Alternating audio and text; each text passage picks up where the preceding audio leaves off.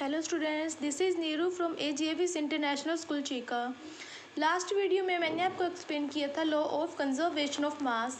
Today I am going to explain you the next topic, law of constant proportion of lesson 3 atoms and molecules. Law of constant proportion, constant means definite proportion. This law is given by Joseph L. Proust in 1799.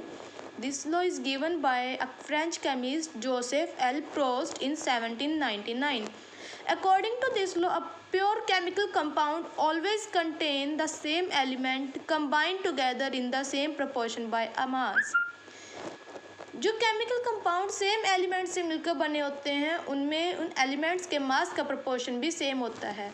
For example, take example of water.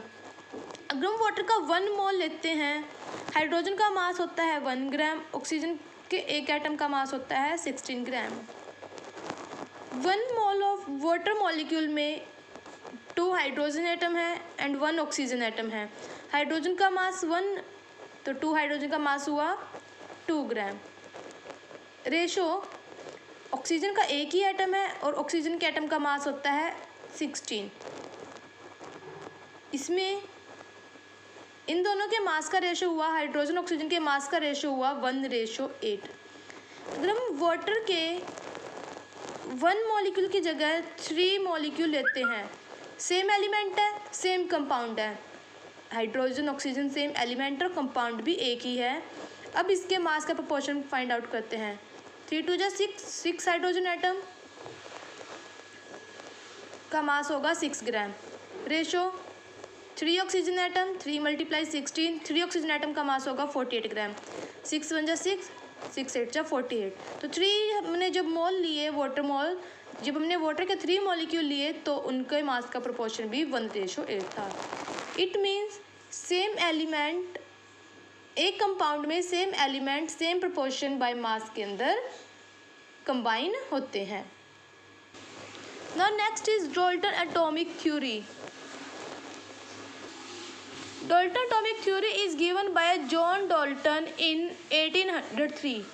John Dalton in 1803 में Dalton atomic theory दी थी जो Dalton ने दी थी. इसके postulate है, first postulate, element consist of tiny particle known as atoms. Element छोटे particle से मिलकर बना होता है, उन छोटे पार्टिकल को बोलते हैं एटम्स. एटम वो छोटा पार्टिकल है जिसको ना तो हम क्रिएट कर सकते हैं, ना ही डिस्ट्रॉय कर सकते हैं और ना ही डिवाइड कर सकते हैं. मीन्स एटम इतना छोटा पार्टिकल होता है कि इसको हम डिवाइड करके हो छोटा पार्टिकल नहीं बना सकते. सेम एलिमेंट के एटम शेप साइज मास में सेम होते हैं और डिफरेंट एलिमेंट के एटम शेप साइज मास में डिफरेंट होते हैं. Atom simple whole number ratio में कंबाइन होकर कंपाउंड बनाते हैं. फॉर एग्जांपल, अभी मैंने आपको हाइड्रोजन और ऑक्सीजन का एग्जांपल दिया था. हाइड्रोजन ऑक्सीजन ने सिंपल होल नंबर रेशो 1:8 में कंबाइन होकर कंपाउंड वाटर बनाया था. सिंपल होल नंबर रेशो हम सिंपल नंबर कंसीडर करते हैं अप टू 9.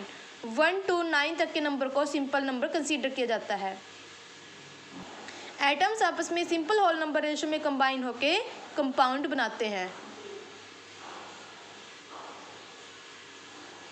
एक कंपाउंड में काइंड ऑफ एटम और number of relative atoms same होते हैं.